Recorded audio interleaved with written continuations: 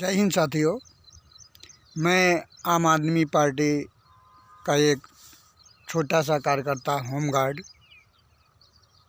घर की पहरेदारी करने वाला। लोग कहते हैं कि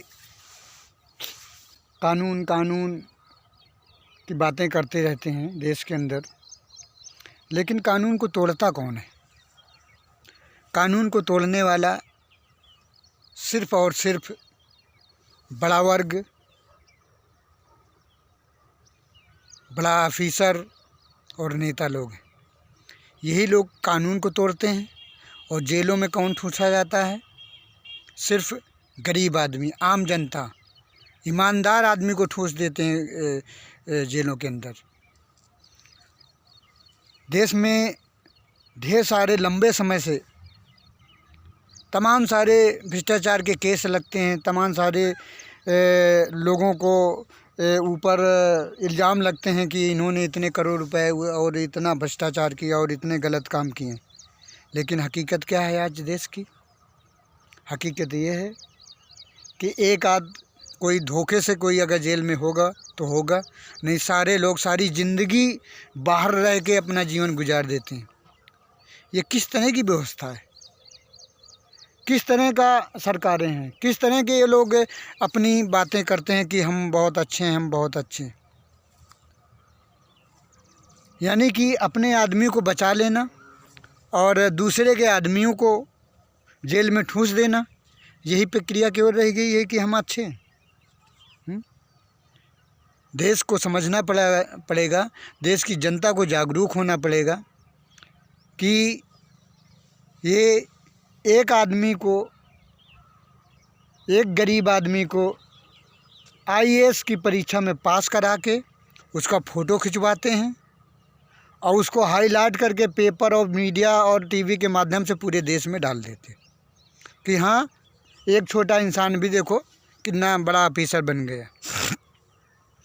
एक आदमी का दुष्प्रचार करा के देश में और 99 लोगों के साथ कैसा व्यवहार होता है, क्या उनको सुविधाएं मिलती हैं और किस तरह से वो लोग चुन के आते हैं, इस पर कभी हाईलाइट नहीं किया जाता है।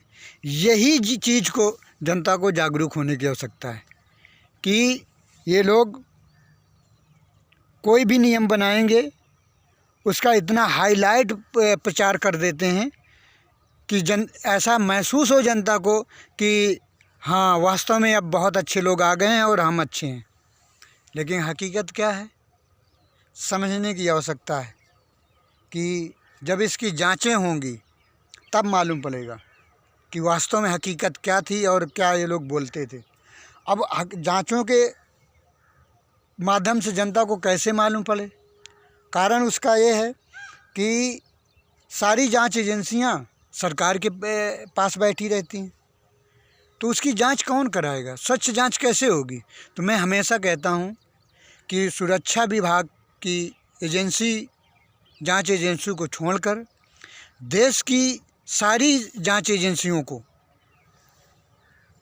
विपक्ष के उत्तरदायित्व के नेतृत्व में काम करना चाहिए, जिससे कोई भी मामला सरकार सत्ता में रह के करती है तो उसमें मजबूती से विपक्ष खड़ा हो सकता है और उसको एक मजबूत हाथ मिल सकता है उसको सही दिशा ले जाने के लिए।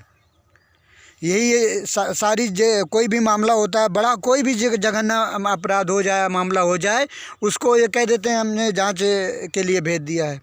जांच के लिए तो आज तक हम 75 साल से सुनते आ रहे हैं कि जांच के लिए भेज दिया गया। जांच के माध्यम से एक ऑफिसर, एक आदमी कोई जेल में गया? यदि गया भी तो कितने महीना रहा, इसके बाद निकल के कब तक वो कहाँ रह रहा है, इसका कोई लेखा जोखा है? यही हकीकत जानने की आवश्यकता है कि जनता केवल, सरकारें जनता के ऊपर केवल कानून का भय दिखाती हैं, स्वयं कानून के लूटने में लगे हुए। ये समझने की आवश्यकता है कि कानून को लूटने वाला अगर देश के अंदर है तो ये बड़ा वर्ग है, ऑफिसर है, नेता है, और छोटा वर्ग को तो बेवजह जेल में डालकर उसको उसके परिवार का जीवन बर्बाद किया जाता है। ये हकीकत है। ये समझना ही पड़ेगा कि आज जो ये कार्य हो रहे हैं कितना पवित्रता से हो रहे हैं, कितना पारदर्शी ढंग से होते हैं।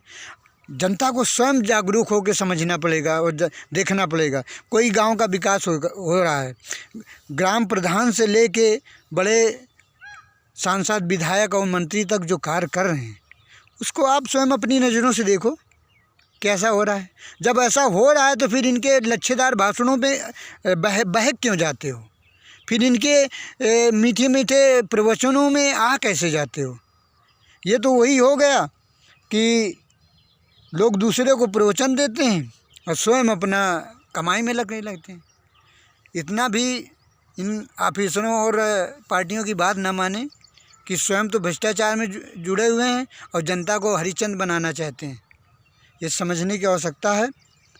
सही निर्णय करो, सही इंसान को, ईमानदार कट्टर देशभक्त को आप चुनें और आगे लाएं।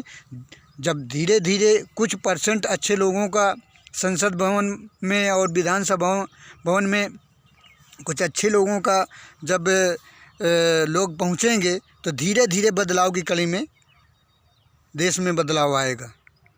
और ये गलतफहमी में रहने की आवश्यकता नहीं है कि देश में बहुत बदलाव आ रहा है, बहुत अच्छा कार्य हो रहा है। ये सब इतना टैक्स लाद के रख दिया है जनता के ऊपर, वो आप जब कभी चिंतन करोगे तब समझ में आएगा वास्तव में कितना जनता के ऊपर टैक्स लगा हुआ है। आपको चप्पल से लेके मरते समय तक जो भी आप उत्पाद खरीदते हो उसमें कितना % ये लोग आपके ऊपर भार डाल के आपको महंगा करके रखा है, वो आपको हकीकत महसूस हो जाएगी। आप भी जानते होंगे कि कोई भी छोटी छोटी चीज़, चप्पल हम कितने में ख़रीदते थे, आज कितना ख़रीद रहे हैं। कपड़ा हम 20 रुपये 15 रुपये मीटर ख़रीदते थे, आज कितना महंगा हो गया है। या और कोई भी चीज़ हम जो ख़रीदते थे आज कितनी महंगी हो गई। इलेक्ट्रॉनिक या व्हीकल तो आसमान छू रहे हैं। लगता है कि इनमें 5000 वाला कुंतल का लोहा नहीं लगा हुआ है, इनका कोई सोने से बनाई गई है। इस तरह के वाहन महंगे हो रहे हैं। और कोई भी प्रोडक्ट ले लो, फैशनेबल हो या कुछ वैसा हो, तो ये समझने की आवश्यकता है। ये जो लूटते हैं वही रोडों में बिथराते हैं। ये हकीकत आपको समझना पड़ेगा, जानना पड़ेगा। और जिस दिन जानोगे तो देश में बदलाव की कड़ी में आगे आओगे। आप हमेशा संतोष करके बैठ जाते हो कि हमारे बच्चे ने थोड़ा सा कम मेहनत की तो इसलिए सर्विस नहीं लग रही। आपके बच्चे ने मेहनत किया था, उसके आँखों में जो चश्मा लगा है वो मेहनत का चश्मा लगा है। बाल सफ़ेद हो गए हैं पढ़ते पढ़ते, वो मेहनत से हो गए हैं कि दिन रात पढ़ता है। लेकिन आपकी सारी मेहनत के, आपके बच्चे के मेहनत पर पानी फेरने वाले कौन लोग हैं? यही भ्रष्टाचारी, यही भ्रष्ट पार्टियां हैं जो आपके बच्चों को नौकरी न दे के जो पैसा देता है तो उसको नौकरियां मिल रही हैं। इसलिए सरकार से जुड़ा हुआ ऑफिसर या कोई कर्मचारी वो दिन रात करोड़पति बन रहा है और आगे जा रहा है। और जो सरकार से विहीन है, सरकार से उनका दूर दूर कोई टच नहीं है, वो कभी भी कहीं भी ज़मीन नहीं खरीद सकते, ना कोई अच्छा सा मकान बना के अच्छा जीवन जी सकते हैं। ये हकीकत है, ये आप समझो। तो इस बार वोट ऐसा करिए कि ईमानदार हो, आपका क्षेत्र का हो और कट्टर देशभक्त और स्वाभिमानी हो, जो स्वाभिमान के लिए जीता हो, ईमानदारी के लिए जीता हो और वो जो कार्य करे तो जनप्रतिनिधि के रूप में और जनता के बीच आके उस समस्याओं का निस्तारण करे। इस तरह के आदमी को आपको चुनना चाहिए। इनके हवा पे ना जाओ।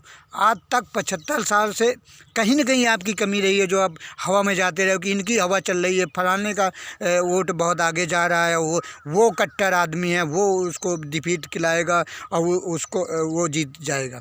वो तो 10 लोग दुष्प्रचार आपके बीच में करके चले जाते हैं कि वो यहाँ से वो जीतेंगे, वही आगे हैं, अच्छे हैं, तो आप उनकी बातों में रह जाते हो। मताधिकार का प्रयोग आप मत के रूप में क्यों नहीं करते हो? मत मतलब विचार, और विचार को आप किस श्रेष्ठ पुरुष के ऊपर डालना चाहे तो वो आप निर्णय करो ना। इतना बड़ा निर्णय आप संविधान ने दिया है कि आप गुप्त मतदान करना है और एक अच्छे इंसान को चुने, ये समझ कर आप मत करिए। और जिस समय आप ये विचारधारा लेके आप मत करोगे तो ये निश्चित ही देश में सर्वांगीण भी विकास होगा और देश विश्व गुरु बनेगा। अभी विश्व गुरु नहीं बनेगा, ये तो केवल अपना वर्चस्व कायम करने के लिए सब नौटंकी कर रहे हैं। नौटंकी के अलग अलग ये पार्ट हैं और किस तरह से बढ़िया एक्टर तैयार करके और ड्रामा प्रस्तुत किया जाए और नाटक का मंच बनाया कि इनको बहला फुसला के रात भर नौटंकी दिखाकर इनको यहाँ बैठाले रखा जाए, बस यही प्रक्रिया केवल रह गई है। इस बात को आपको चिंतन करना पड़ेगा, मनन करना पड़ेगा। और जिस दिन आप जागरूक मतदाता के रूप में काम करोगे तो एक दिन निश्चित है कि ये बदलाव आएगा। जय हिंद, जय जय हिंदुस्तान।